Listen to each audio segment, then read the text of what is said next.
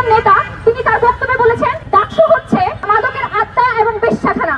আপনারা দেখেছেন একটা দলের নেতা সে কিভাবে একদম প্রকাশ্যে তার নির্বাচনে জমায়েতে এই ধরনের মন্তব্য করতে পারে। এই দিনও কি আমাদেরকে দেখতে হবে?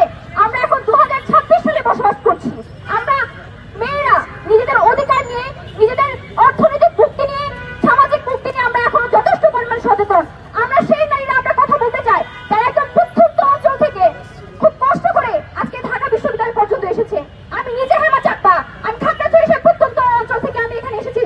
আমি যদি আজকে এই উচ্চ শিক্ষা প্রতিষ্ঠানে ভর্তি হতে না পারতাম, এই জায়গায় আমি তাদের কথা বলতে পারতাম না। তাহলে এই যে যারা উত্তরবঙ্গ থেকে দক্ষিণবঙ্গ থেকে যারাই এখানে পড়াশোনা করতে আসছে, যে ডাকসু হলো তাদের একটা প্রতিষ্ঠান।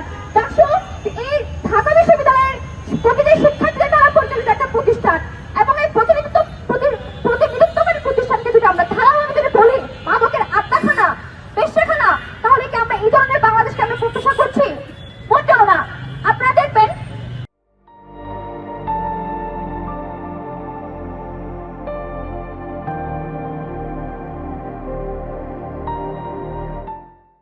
এই যে ঢাকা বিশ্ববিদ্যালয়ে বিভিন্ন ধরনের কার্যক্রম আমরা দেখতে পাই, বিশেষ করে নারীদেরকে কেন্দ্র করে।